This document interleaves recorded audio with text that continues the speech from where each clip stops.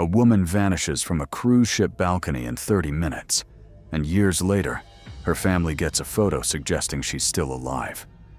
A small town gets torn apart by an anonymous letter writer who somehow knows everyone's darkest secrets. And even after a man goes to prison for it, the letters keep coming. And a killer who taunted police with coded messages for decades, one of which took over 50 years to crack. 3 cases, 3 completely different kinds of horror. And all of them are still open right now, actively being worked, somewhere, by someone. And I'm saving the most disturbing detail of all 3 for the very end of this video. So stick around until then, because trust me, it's worth the wait. Let's start with the cruise ship. March 23rd, 1998.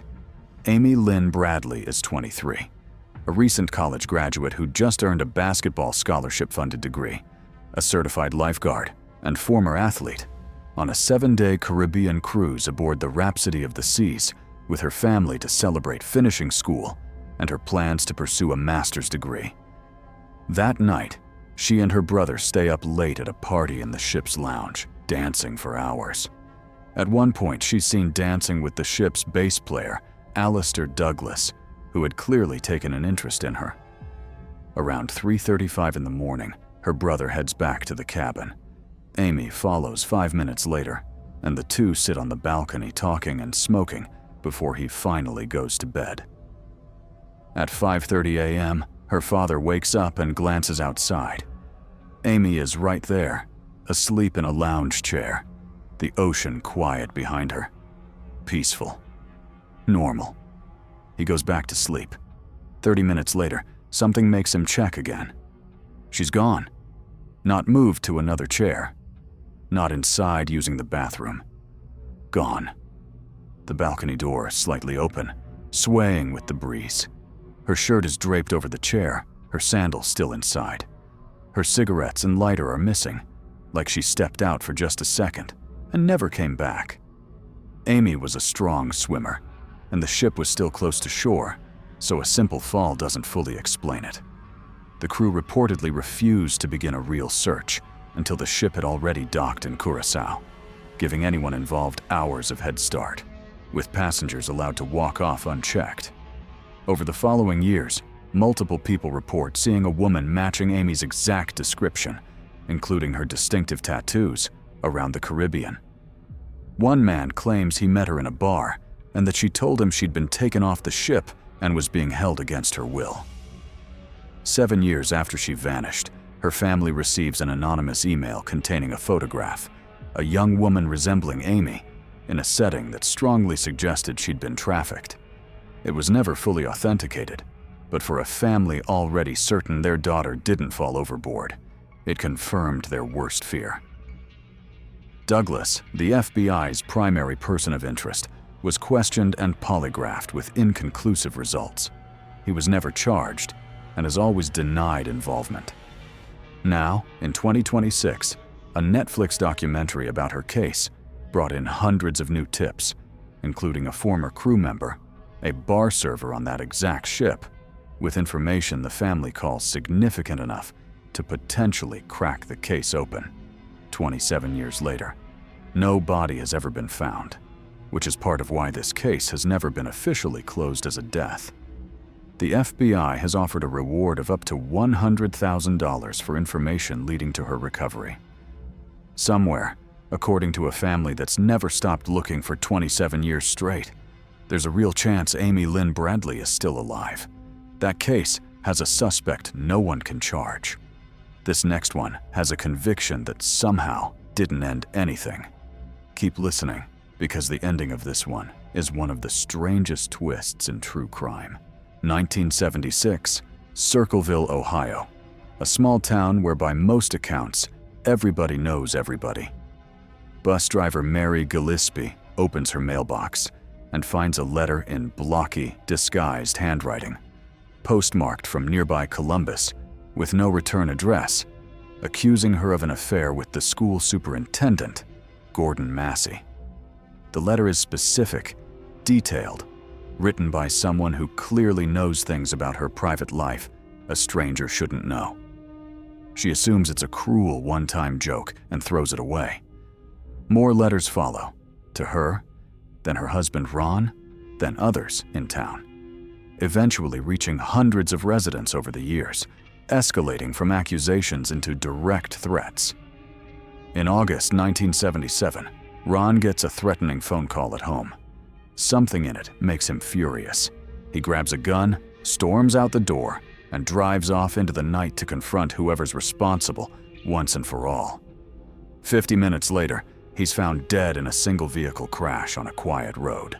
His blood alcohol is ruled elevated, the death called accidental. But Ron wasn't a heavy drinker, and his family never accepted that explanation. The letters don't stop. In February 1983, a homemade booby trap rigged to a firearm is found on Mary's actual bus route, positioned to kill her.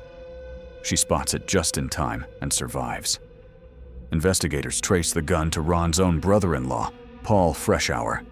He's arrested, and in 1983 convicted of attempted murder, with handwriting experts testifying his writing matches the letters. But while Freshour sits in prison, including stretches in solitary confinement with no access to paper or pen at all, new letters keep arriving in Circleville, in the same handwriting, with the same intimate knowledge of the town's secrets. If Freshour was truly the writer, that should have been physically impossible. If he wasn't, the real writer was free the entire time, watching an innocent man take the fall.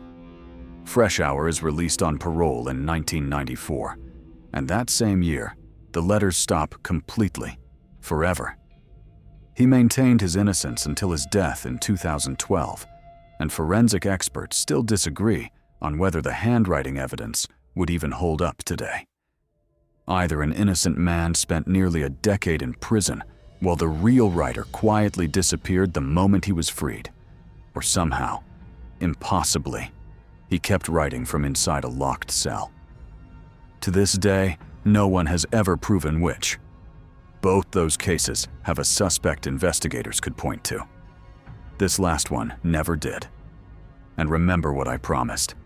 The most disturbing detail in this whole video is coming up right now. Starting in December 1968 in the San Francisco Bay Area, a killer begins targeting young couples parked in isolated lovers' lanes, shooting and stabbing, leaving entire communities too afraid to go out at night.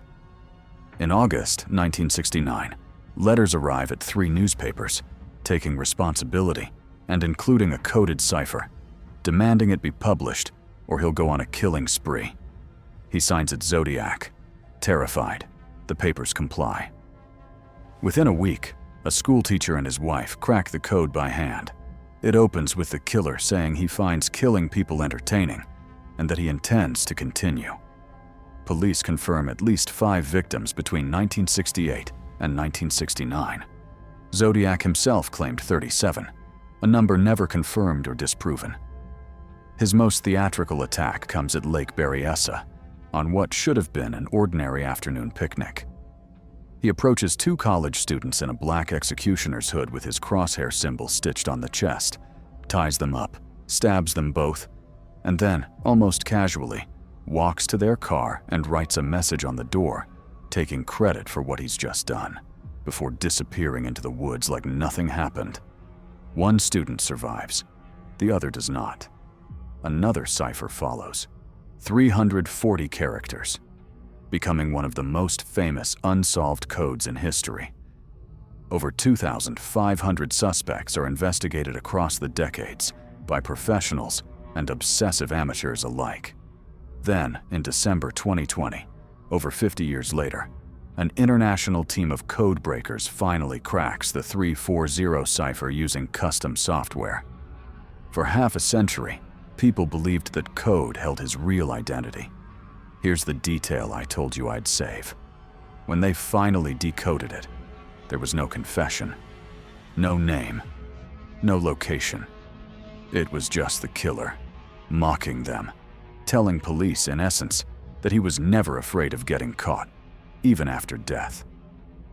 51 years of waiting, some of the sharpest cryptography minds alive, all to learn he knew the whole time that even this secret would never actually give him away.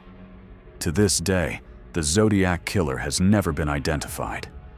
The FBI confirms the case remains formally open and has rejected every claimed solution announced since, even ones backed by supposed forensic matches and confident amateur investigators, certain they'd finally cracked it.